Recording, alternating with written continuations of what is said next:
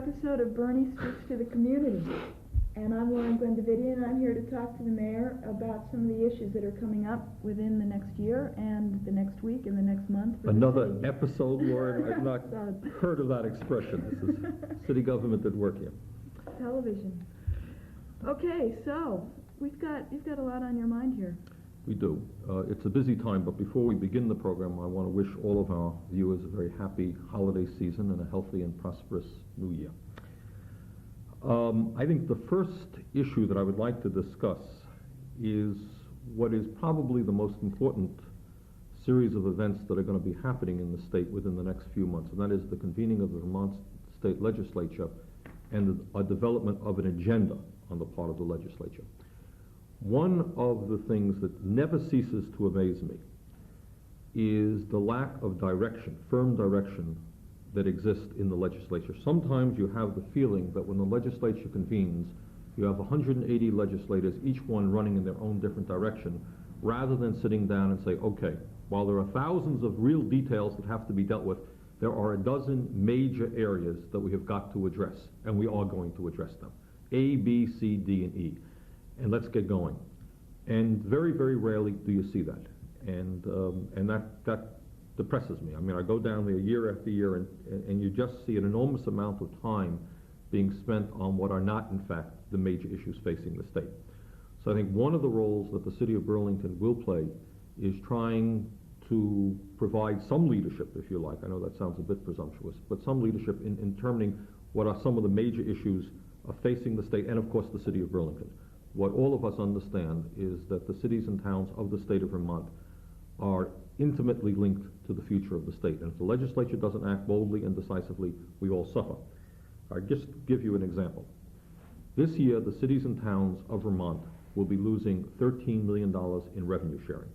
That is money that used to come from the federal government directly to the cities and towns to be used in any way that the cities and towns chose to use it. Burlington, like many communities, used it for police and fire protection. Other communities used it for capital improvements.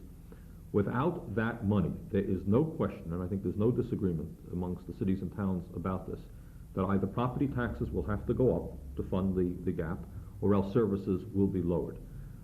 It is astonishing to me that the legislature and the governor have not begun any discussion at all about replacing revenue sharing. Basically, the cities and towns are on their own.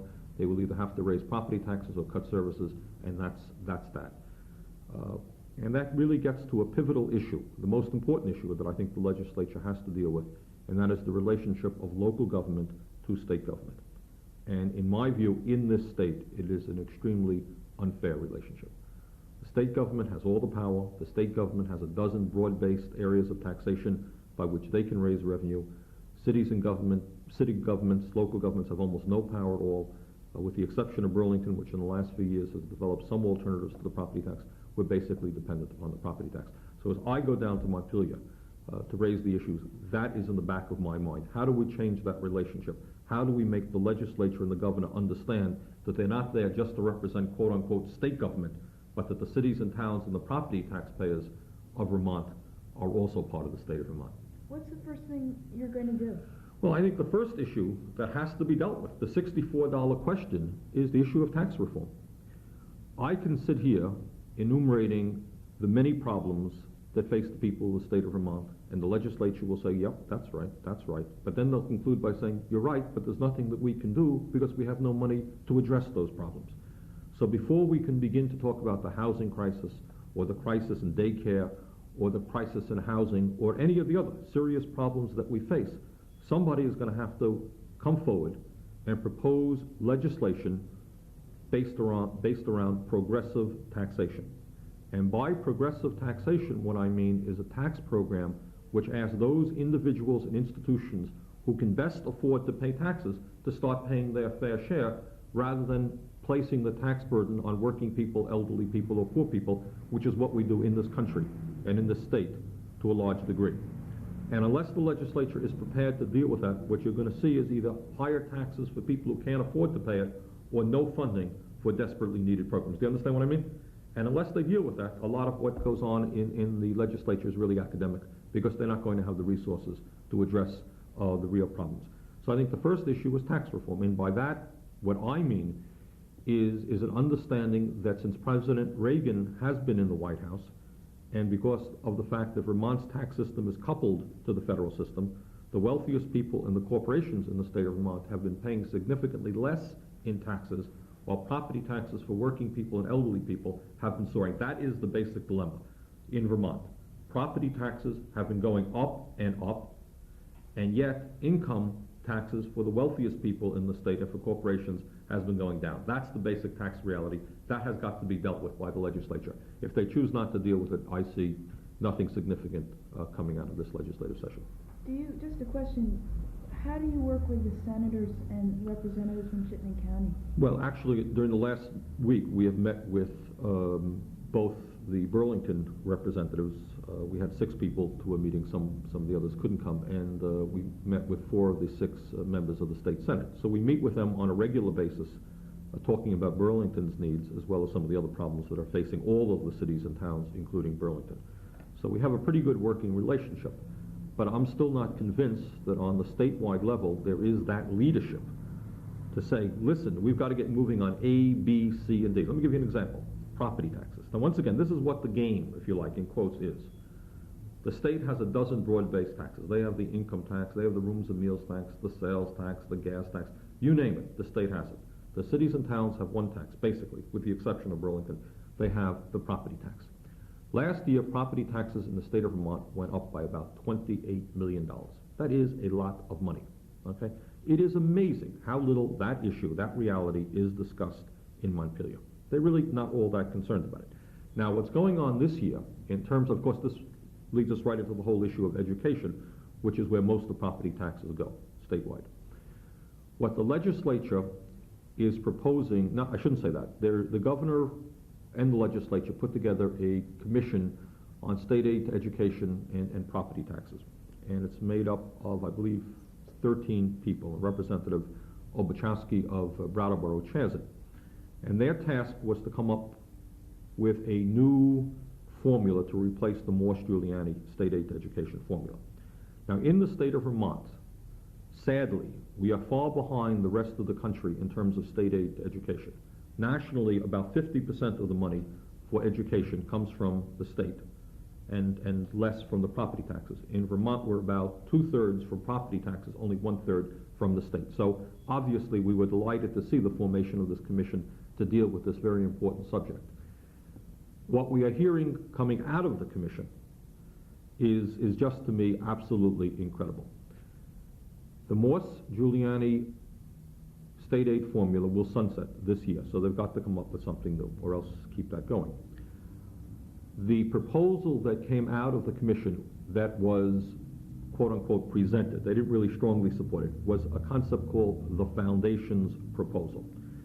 And I cannot say to the people of Burlington strongly enough that if the Foundation's proposal is passed by the legislature and approved by the governor, in my view, it will be the single most deleterious act performed upon Burlington and many other communities in recent history. I think I can go so far as to say that it will probably destroy public education in Burlington. What essentially this commission has decided upon, or has recommended, is they now know who the rich communities are in the state of Vermont, who the wealthy communities are, and to all of those of us who live in Burlington, I have very, very good news for you. This commission has decided, I know you're all going to be delighted to hear this, that we are a wealthy community. So for those of you who are elderly, those of you who are having a hard time paying your taxes now, those of you who are barely hanging in, relax. The Vermont Commission on Property Tax Reform, or whatever it's called, has decided that you are wealthy. And what I am prepared to do, and in fact we'll make this statement publicly, is to invite some of these commissioners who are of the opinion that Burlington is a wealthy community, and we're going to take them around to many of our neighbors here to see just about how wealthy we are. If the Foundation proposal goes through, what it will mean is that a number of the so-called wealthy communities, Essex Junction, South Burlington, a number of others, will be forced to pay, by the state, not the city, higher property taxes, okay?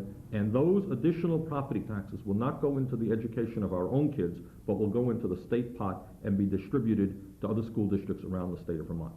That means the people now who have seen the devastating impact of reappraisal, okay, while having a hard time paying their property taxes now, who understand that today Burlington gets 1/20th per child in terms of state aid to education compared to other communities, the situation will become radically worse. Now what that will mean is that when property taxes are forced to go up in Burlington, to go to the state coffers, there is no way in God's earth that the local school board will be able to raise property taxes for its own kids, for our own kids. No way. So what you're going to see is the radical decline, in my view, of public education in Burlington. This proposal is so absurd, it has so many flaws that I could talk about that for hours. But what I would like to do is urge the people of Burlington now to write to Governor Cunin, to write to the members of the legislature, saying that it is absolutely unacceptable to consider a program by which property taxes in Burlington would be forced to raise, both commercial, industrial, and residential, and sent to Montpelier, with not a penny of it coming to our own kids. This would be a disaster. And we in city government, obviously, and the school board intend to do everything that we can to stop it. It would be an absolute disaster. But this is where the legislature is coming from. Rather than having the guts to talk about wealthy individuals, wealthy corporations who are making a lot of money, no. What they're talking about is some nebulous entity called a wealthy town, okay? There is no such thing as, quote-unquote, a wealthy town. There are towns that have a lot of wealthy people. That's fine. Tax those people. You know, if somebody has a lot of money and it can afford to pay higher taxes, I believe that person should be taxed.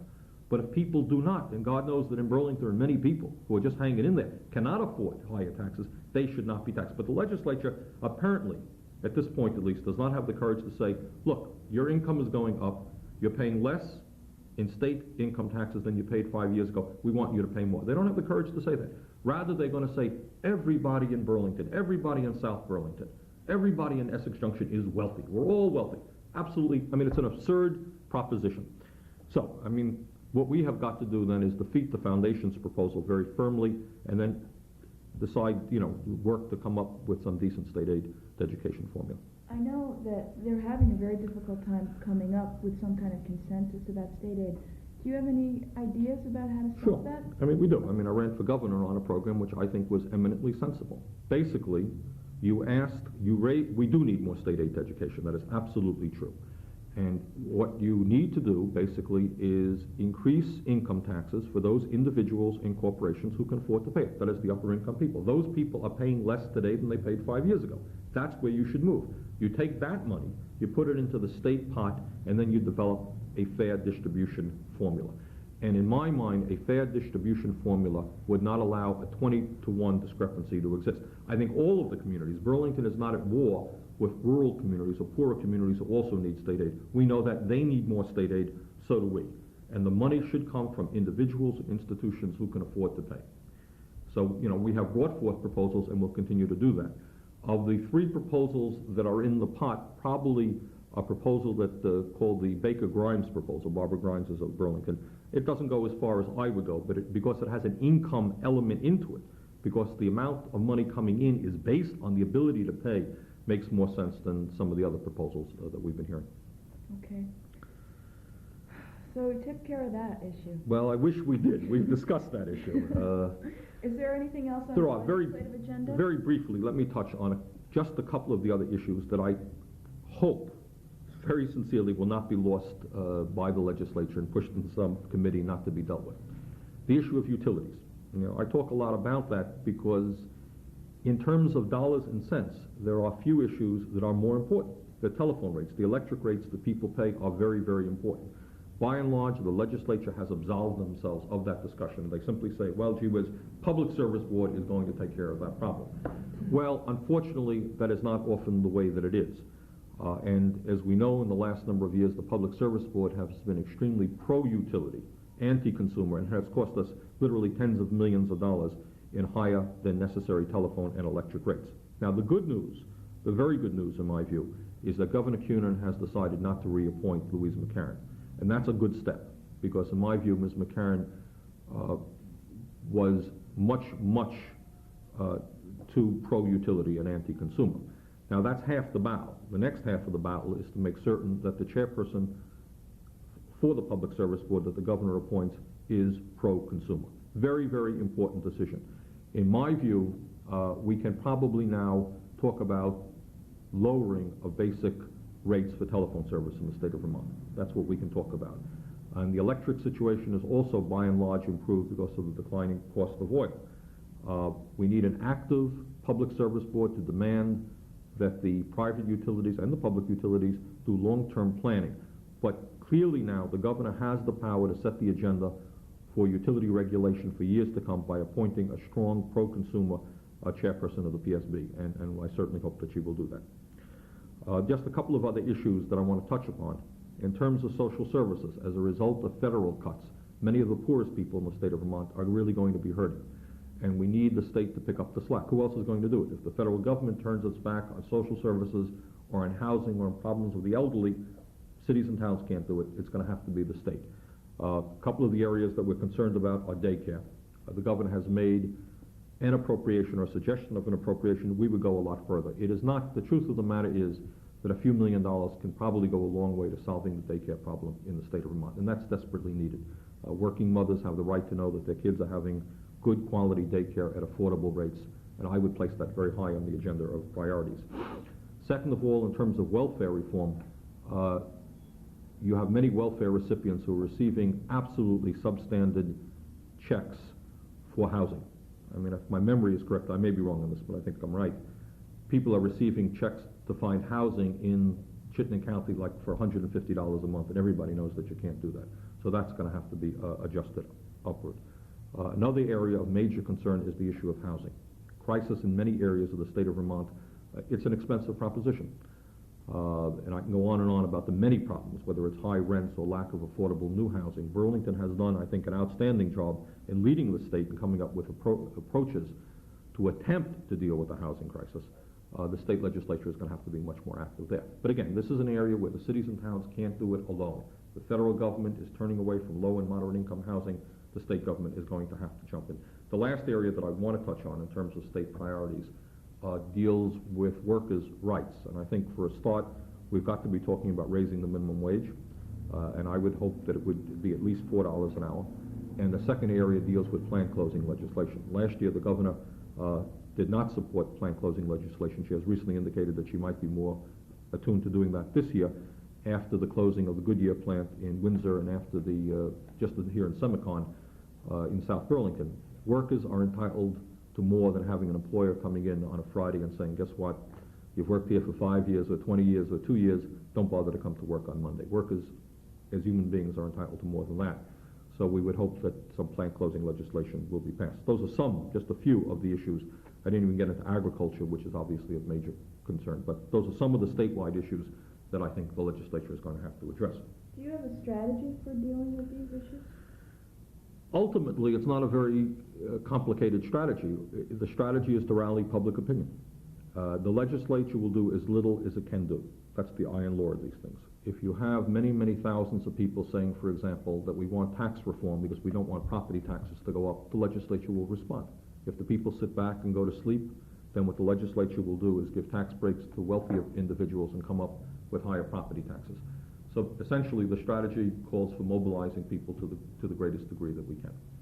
Let me switch now from the state, and the reason that I spend so much time on the state is that all of these issues are of extraordinary importance to the people of Burlington as well as to every other city and town in the state. We are not an island.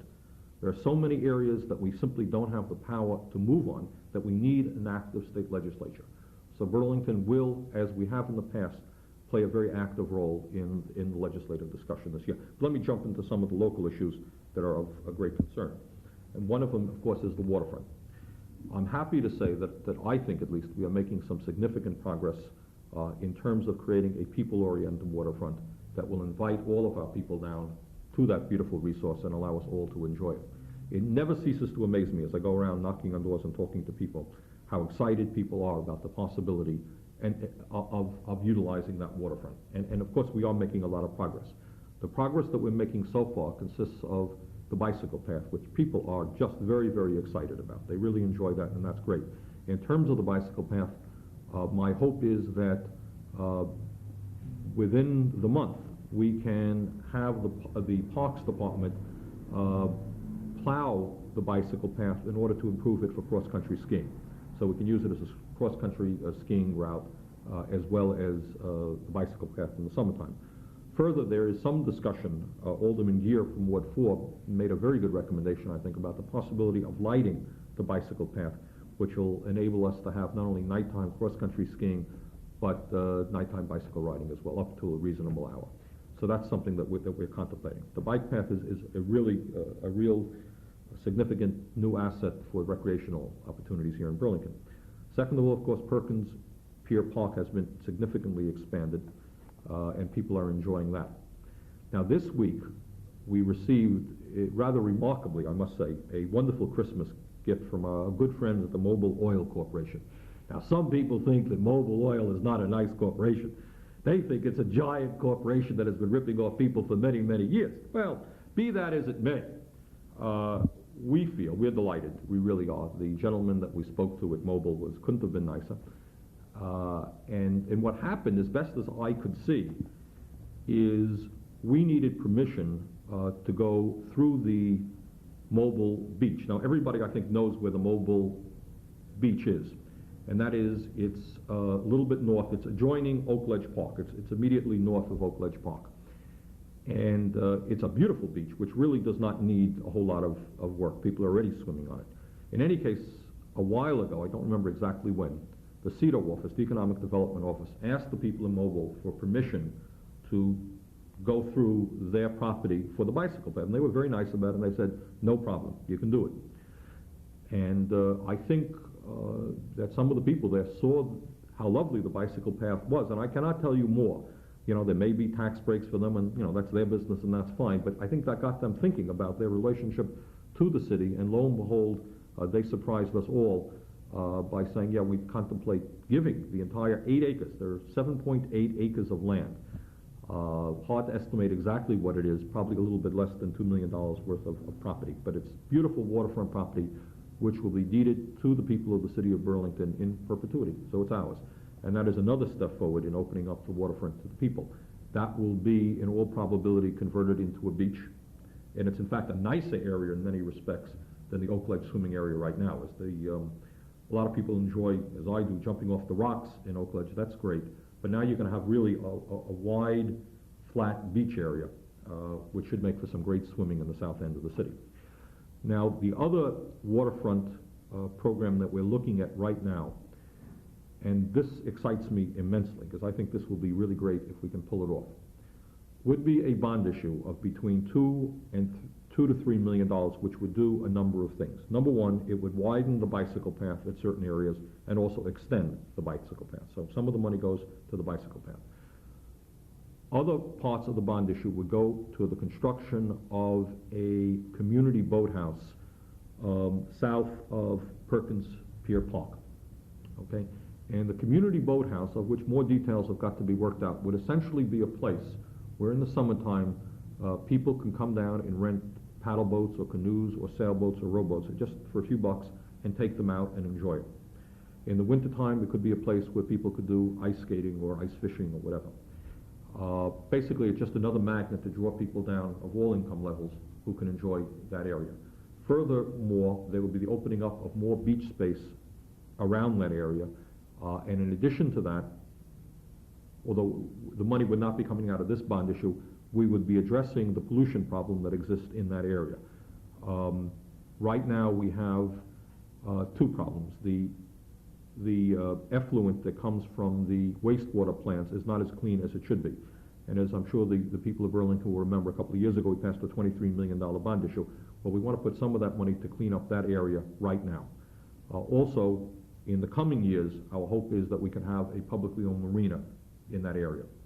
So we are making some real progress. In addition, the bond issue would include another boat access area near the Moran plant and some more improvements of city-owned property down on the waterfront. So it's a continued effort to improve what the city owns and bring people down to enjoy the precious resource that is Lake Champlain. So we're pretty excited about that, and we think we're making some real progress.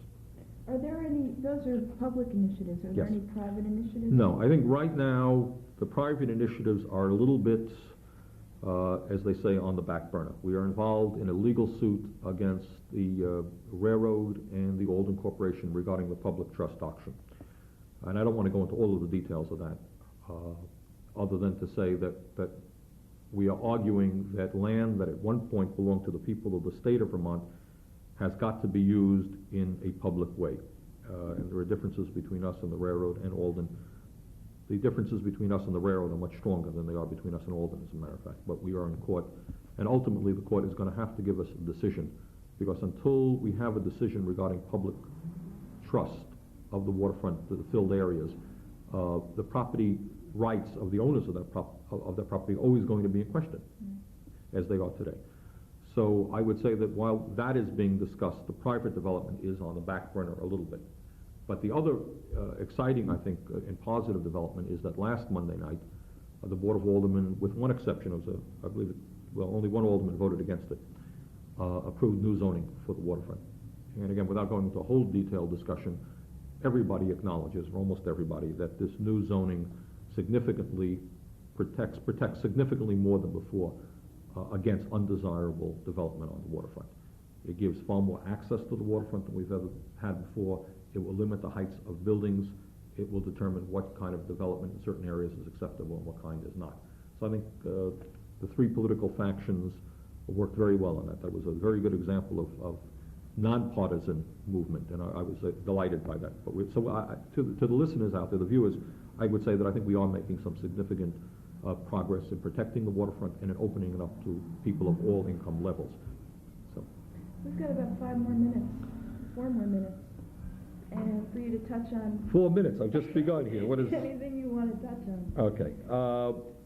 What's going on with cable television? Cable television. Well, what more appropriate time than being on cable television to talk about cable television? Essentially, we were very disappointed by Green Mountain Cable's suggestion that the people of Burlington should be paying a 19% increase in their cable TV rates.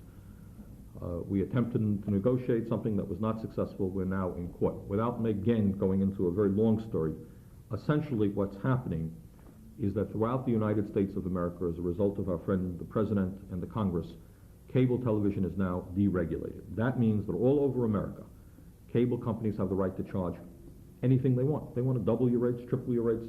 There is no legal protection that citizens have. That's the reality.